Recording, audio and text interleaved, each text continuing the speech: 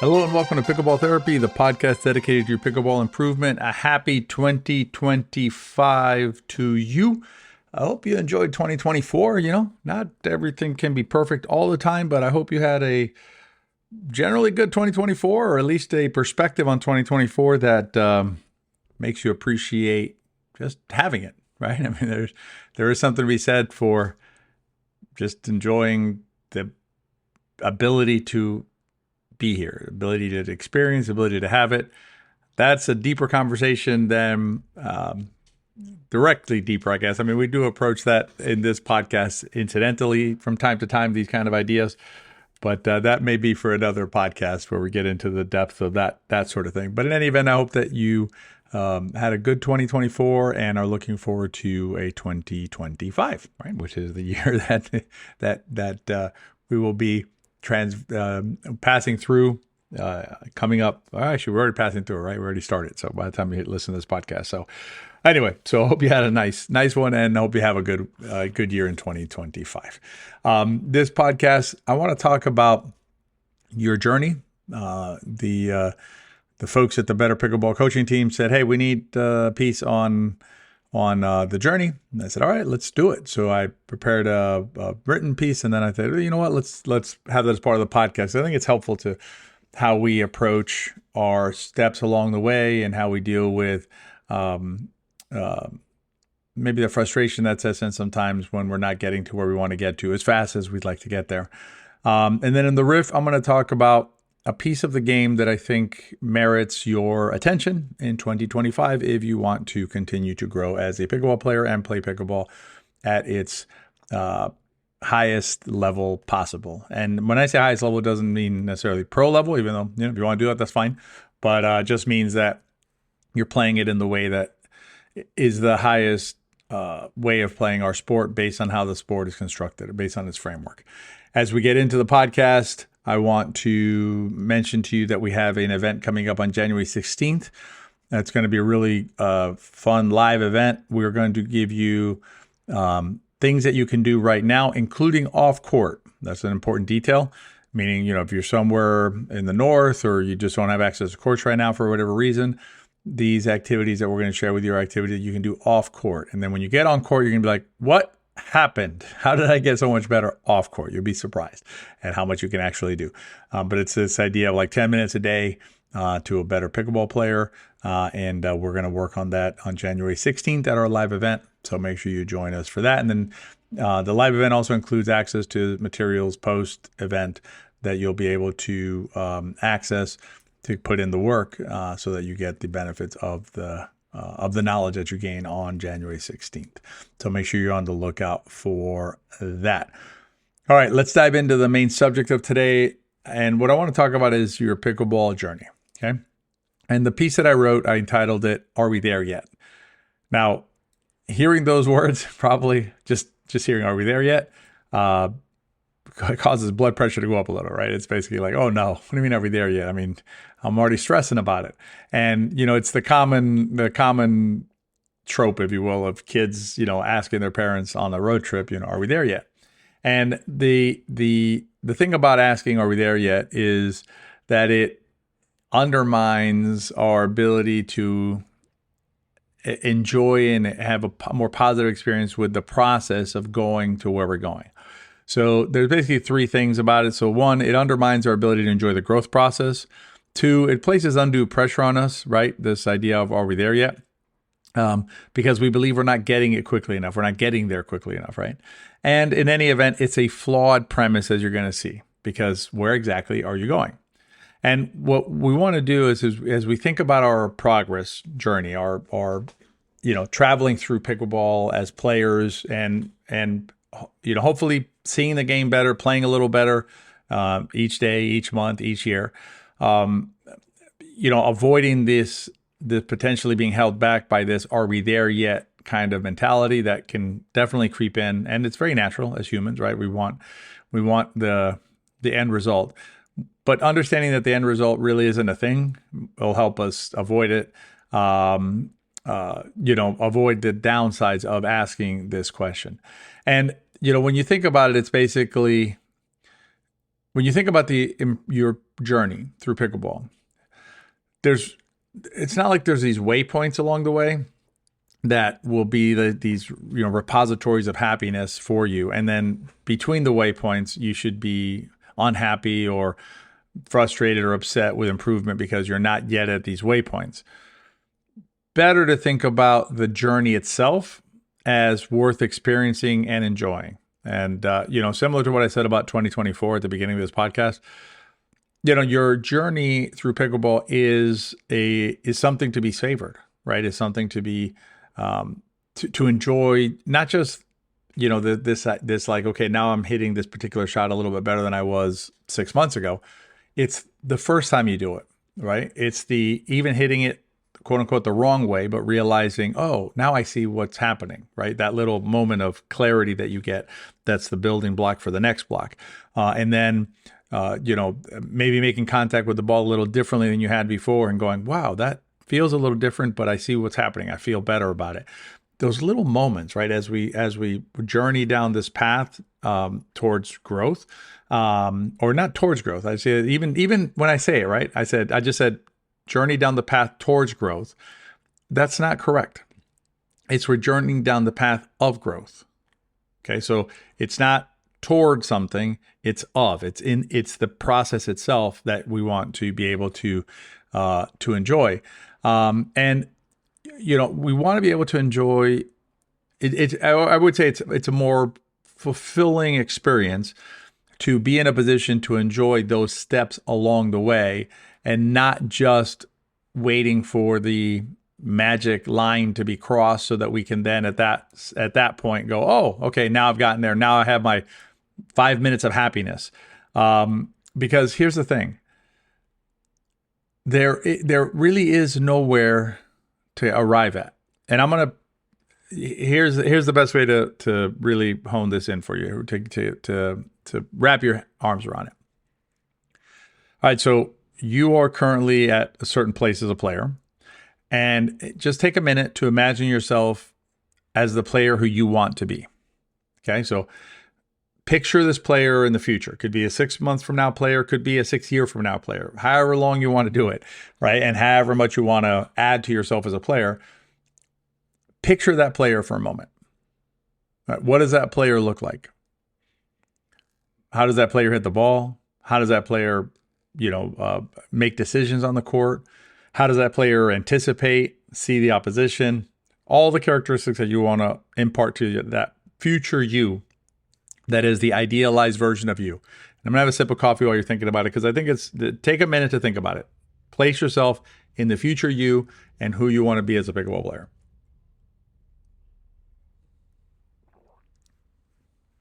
Okay. Now we have a future you. Let's fast forward to future you. Do you think future you is going to be sitting there going like, okay, I've arrived, everything's fantastic, and I can be happy now for the rest of my pickleball career? For the rest of my pickleball journey? Probably not, right? Don't you think future you is going to think about a future player again? In other words, like, okay, I'm hitting the ball fantastic. I get this shot in at 80% consistency. I understand what to do in all these situations. I understand, I'm playing amazing. Don't you know there's going to be something else after that? There's going to be, 85% consistency or 90% consistency on that one shot. There's still going to be another situation that's arisen that you're not really sure how to handle, that now you have to figure out. And that's the beauty of pickleball. There's always something new. Even the best players in the world, the pro players, they're never done. So if we know that future us, the one that we think right now, if I can just get there, then I'll be satisfied. That excuse me, that player too will have a future player that they will want to get to. And then that future player will want a future player. It just keeps going. And it's infinite, right? So if you can understand that today, you can avoid the trap of just hoping to become that future player and then expecting to be happy at that point. Be happy now. Be happy with your current player. Because here's the other thing. Go backward now.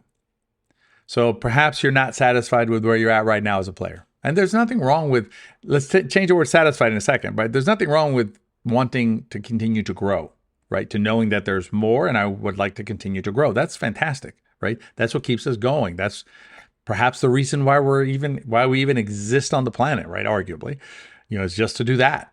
And so there's nothing wrong with wanting to grow, and wanting to grow is great. But the thing we want to avoid is being dissatisfied with where we are now because we want something more in the future. It's the same way if you look backward, right? My guess is one of these things is true. Either you hit the ball better than you did a year ago, you understand the game better than you did a year ago, you can compete at a higher place than you could a year ago. Pick a thing, any of those things, you can always say there's something you do now that you do better than you did a year ago. But if you're currently dissatisfied with where you are, then that proves the point, doesn't it?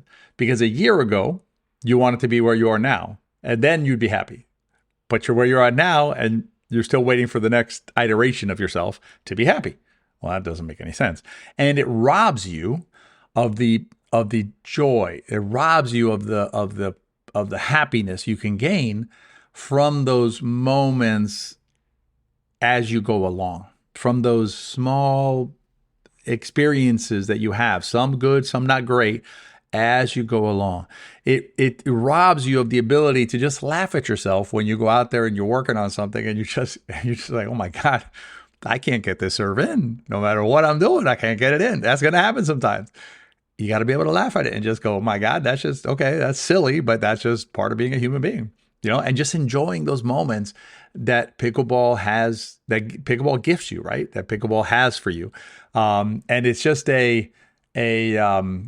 it's a shame, right? Not to be able to miss out on those moments.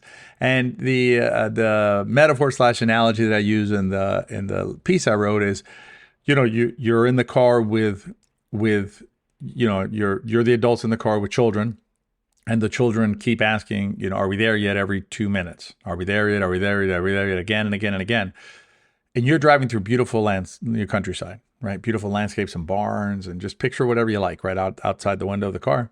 And you can't see it because you're just like, are we there yet? And you're just stressed out about are we there yet?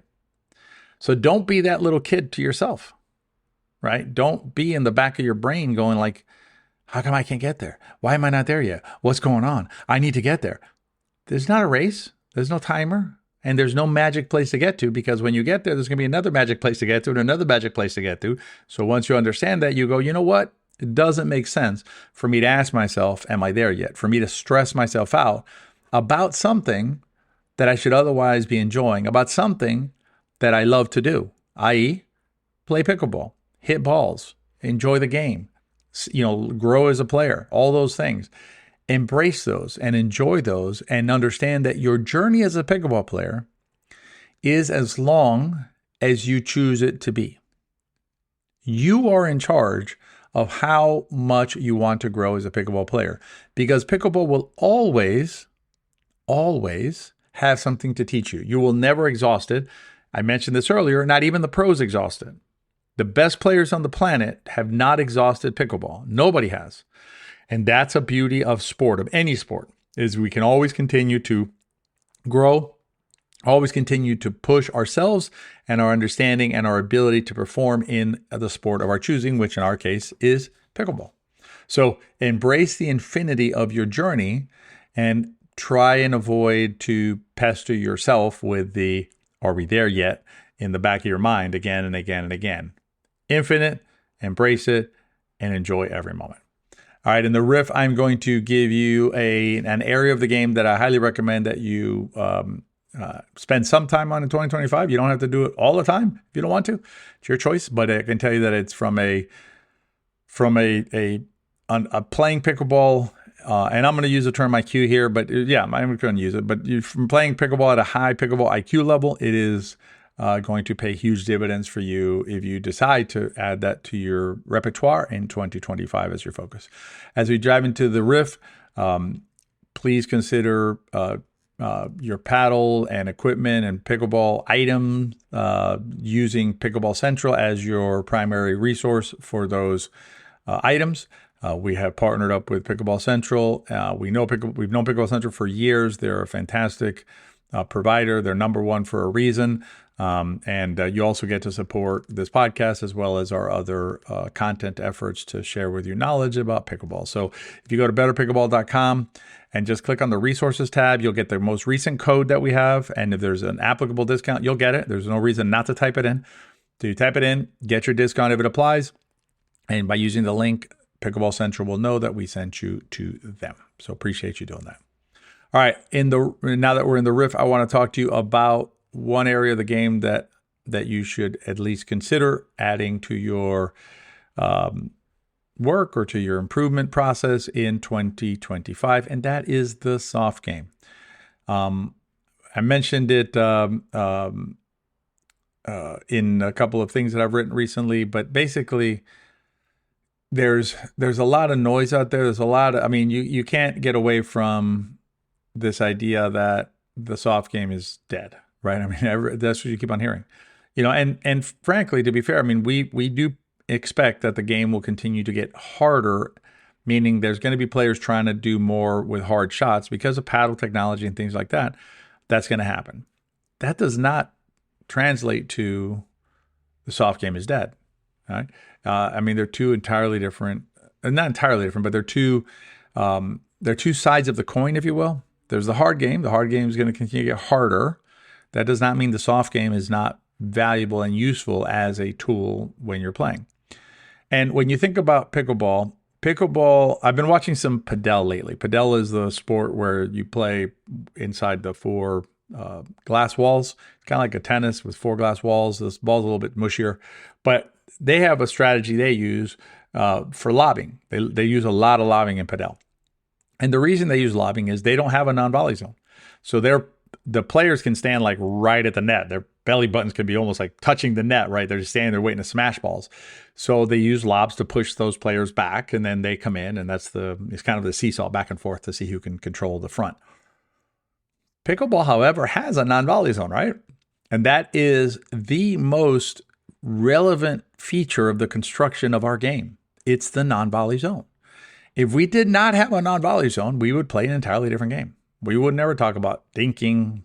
Third shot is a dink, right? It's just a long dink. But we would never talk about those kind of shots because they'd be nonsense, right? How are you going to dink a ball when you got a player standing at the net? They can just smash it or drop it or do whatever they want, right? Hit a little drop shot or angle it, or you can never hit a ball like that. But we do have a non-volley zone. So the idea that we're going to play a game that does not use a non-volley zone makes absolutely no sense.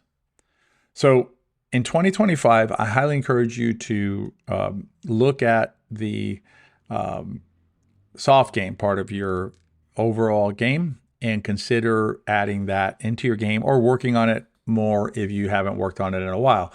It's nice to have roll volleys and sexy shots and hard shots and all that kind of stuff. That is not going to let you play the best pickleball you can within the framework of the sport of pickleball. If you want to get more advice in this area, you can join us inside our pickleball system course. We have a class opening up in March. I know it's a couple months away, but it's nothing in real time. If you're as old as I am, you know that 2 months will be tomorrow. So be on the lookout for our system course in March.